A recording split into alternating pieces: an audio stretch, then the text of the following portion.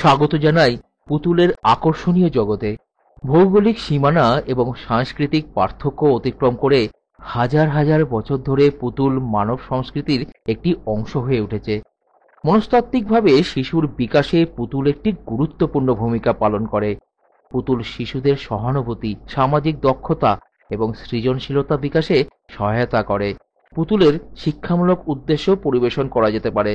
উদাহরণস্বরূপ, বিভিন্ন পেশার প্রতিনিধিত্ব করার জন্য ডিজাইন করা পুতুল শিশুদের বড় স্বপ্ন দেখতে এবং বিভিন্ন কর্মজীবনের পথ অন্বেষণ করতে অনুপ্রাণিত করতে পারে। শুধু যে খেলবার জন্য কিন্তু তা নয়, পুতুল সাংস্কৃতিক দূত হিসেবেও কাজ করে। শিশুদের বিভিন্ন সংস্কৃতি ও ঐতিহ্যের সাথে পরিচয়ও করিয়ে দেয় এই পুতুল। পুতুল পুরাতনকে আধুনিক যুগের সাথে মেলবন্ধন ঘটিয়ে সাহিত্যের সাথে শিশুদেরকে পরিচয় ঘটাতেও সাহায্য করে। কলকাতার নেহেরু চিলড্রেন্স মিউজিয়ামের মতো জাদুঘরগুলি সে কাজ করে চলেছে অনেকদিন ধরে। সেখানে রয়েছে সারা বিশ্বের হাজারটিরও বেশি পুতুল। আজ সেখানেই আপনাদেরকে নিয়ে যাচ্ছি আমাদের এই ভিডিওর মাধ্যমে।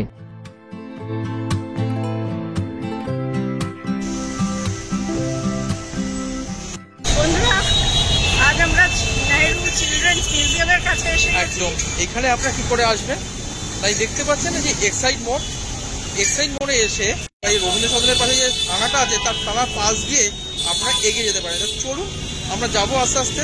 আর সবথেকে ভালো হচ্ছে এইখানে এসে এক্সাইড মোড়ে হলদিরামের অপোজিট সাইডে রাস্তাটা সেখানে পেয়ে যাবেন। চলুন তাহলে গিয়ে ভালো করে দেখে নিই। এই মিউজিয়ামটি সোমবার এবং মঙ্গলবার বাদে প্রতিদিন সকাল 11টা থেকে সন্ধে 7টা অবধি খোলা থাকে। শনিবার ও রবিবার শুধু সকাল 10টা থেকে সন্ধে 7টা অবধি খোলা থাকে। এখানে প্রবেশ মূল্য 16 বছর বয়স অবধি ইন্ডিয়ান 10 টাকা এবং 16 বছরের ঊর্ধ্বে 20 টাকা।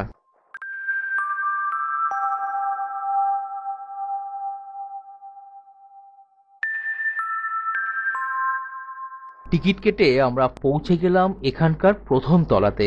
প্রথমেই চোখে পড়বে বিভিন্ন পুরস্কার দিয়ে সাজানো একটি জায়গা। আমরা প্রবেশ করে গেছি এই নেহেরু চিলড্রেন মিউজিয়ামে।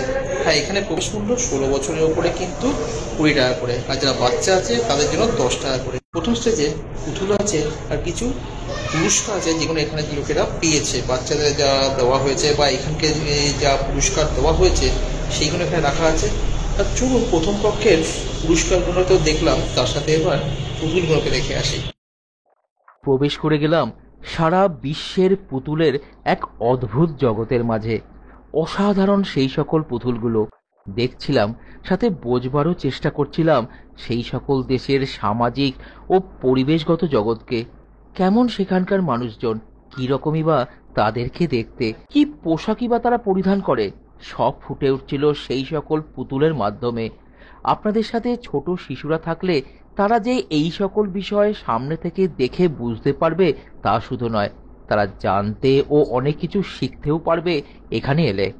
কত নাম জানা ও অজানা দেশের পুতুল দেখছিলাম, সত্যি অসাধারণ লাগছিল। কিছু জিনিস আছে যা সেই সময় কথা না বলে শুধু অনুভব করতে হয়, আর সেই অনুভবেরই কিছুটা তুলে ধরলাম এবারে।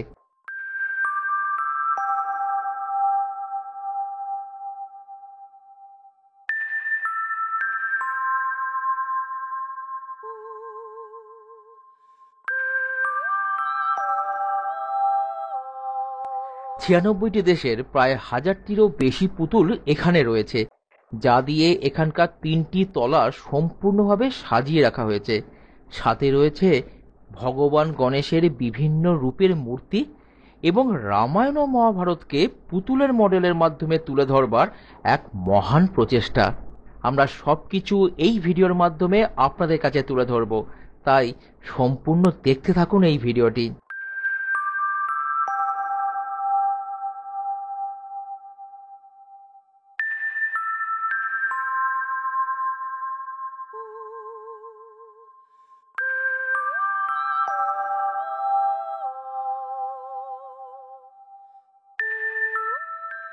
একটা জিনিস লক্ষ্য করে দেখবেন যে পুতুলগুলোর সামনে বিভিন্ন লোকেদের নাম লেখা রয়েছে এবং বিভিন্ন দেশের দূতাবাসেরও নাম রয়েছে।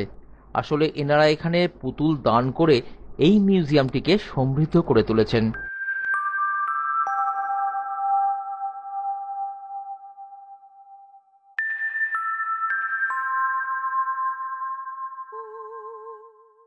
দেখছেন এখানে আমরা সব বিভিন্ন দেশের পুতুলগুলো দেখছি, আর এই প্রথম তলাতেই রয়েছে আমাদের সব রাজ্যের বিভিন্ন, যেখানে কীভাবে মানুষরা থাকতো, কে বসবাস করতো সেসব দেখানোর জন্য বিভিন্ন রাজ্যের এক একটি করে পুতুল কিন্তু এখানে বাচ্চাদের জন্য রাখা হয়েছে। আপনারা বাচ্চাদের নিয়ে আসলে পরে একটা জিনিস হবে, বাচ্চারা জানতে পারবে বিভিন্ন রাজ্য সম্পর্কে, সেখানকার কালচার সম্পর্কে, এবং সাথে অবশ্যই আপনারা বড়রা এসে একটু গাইড করে দেবেন। খুব সুন্দর জায়গা, বাচ্চাদের জন্য কিন্তু একটি আদর্শ জায়গা। চলে আসুন এখানে বাচ্চাদের নিয়ে, খুব ভালো লাগবে। একটির পর একটি ভারতের অঙ্গরাজ্যের পুতুল এখানে দেখছিলাম এবং সেগুলোকে তুলেও ধরছি এখন আপনাদেরই সামনে।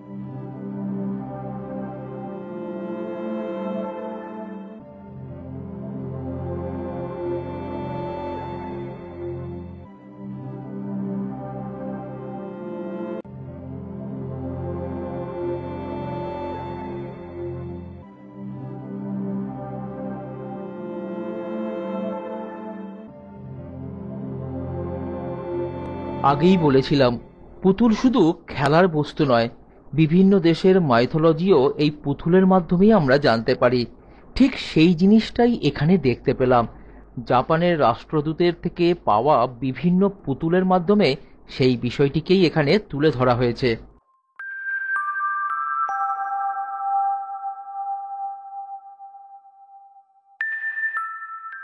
বন্ধুরা যেটা দেখলেন ঠিক তার উপরের তলা আমরা চলে এসেছি। এইখানে দেখতে পাচ্ছেন এখানে বিভিন্ন গাড়ির, ছোট ছোট খেলনা গাড়ির মডেল রাখা আছে। সেখানে বিভিন্ন খেলনা গাড়ি আছে, আরো অনেক জিনিসপত্র আছে। একদম ছোট খেলনা গাড়িতে শুরু করে বড় খেলনা গাড়িরও মডেল এখানে রাখা আছে। আর তার পেছনেই আছে একটা পুতুলের জায়গা, আর একদম তার পেছনের আছে ওইখানে সেই আমার জায়গাটা, সেটা দেখবো আমরা। আগে এক এক করে সব দেখে নিই, চলুন। ছোট্টবেলার স্মৃতি ফিরে আসছিল। সেই ছোট্টবেলার খেলনা গাড়িগুলিকে এখানে আবার দেখতে পেয়ে বেশ ভালো লাগছিল।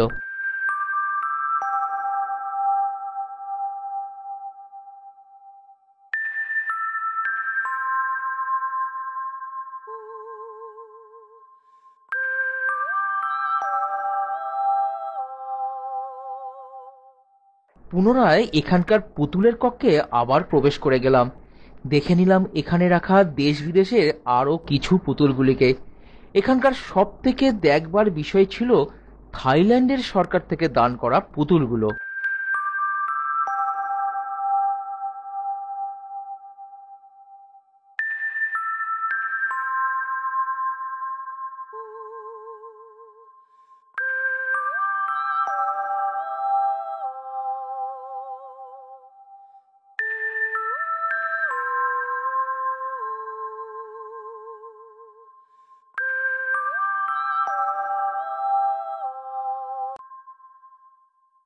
বন্ধুরা, ভিডিওটি দেখতে দেখতে আমাদের চ্যানেলটিকে সাবস্ক্রাইব করতে ভুলবেন না।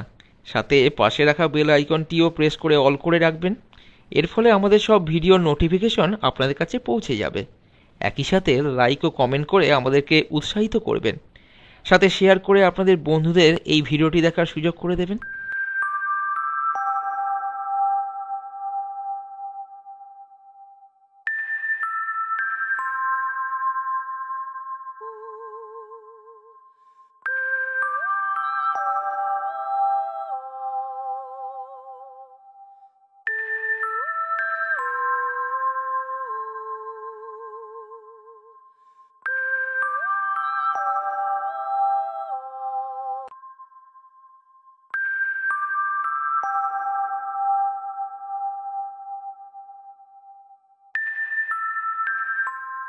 এবারে পৌঁছে গেলাম ঠিক সেখানে যেখানে মহাভারতের ঘটনাকে বিভিন্ন পুতুলের মডেল দিয়ে ফুটিয়ে তোলা হয়েছে।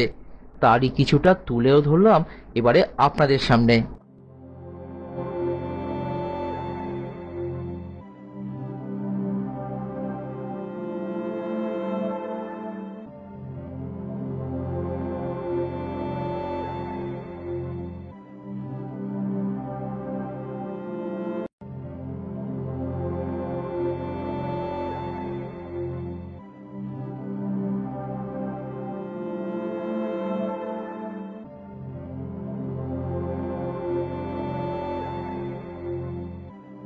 নিচে দেখে গেলেন মহাভারত, ঠিক ওপরের তলাতেও আরো কিছু পুতুল আছে, আর হ্যাঁ রামায়ণ আছে।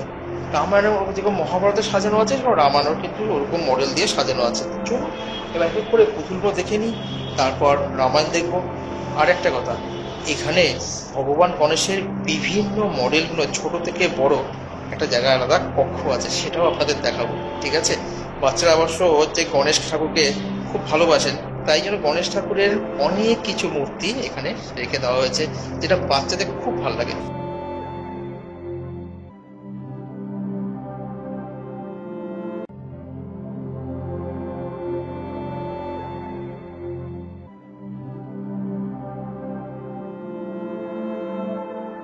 এক এক করে সুন্দর পুতুলগুলোকে দেখে নিয়ে পৌঁছে গেলাম এবারে যেখানে ভগবান গণেশের বিভিন্ন মডেল রাখা আছে সেই কক্ষে।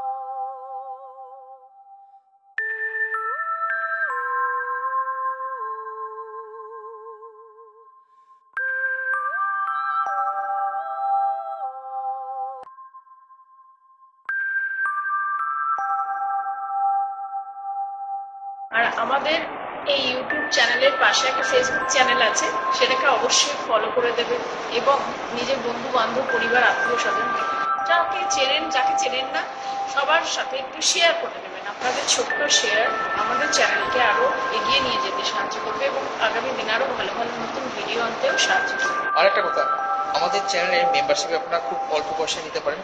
যে পয়সাগুলো আপনারা আমাদেরকে দেবেন সেটা আগামী ভিডিওতে আমরা খুব সাহায্য হবে, তো সেইগুলো আরো ভালোভাবে ভিডিও করতে আমরা সেগুলোকে ব্যবহার করব। ঠিক আছে, চলুন মনে রাখবেন। চলুন, মহাভারতের কক্ষের মতন করেই রামায়ণের ঘটনাগুলিকেও বিভিন্ন মডেলের মাধ্যমে সাজিয়ে রাখা হয়েছে এখানে। আপনাদের সামনে তুলে ধরলাম এবার সেইটিকেও।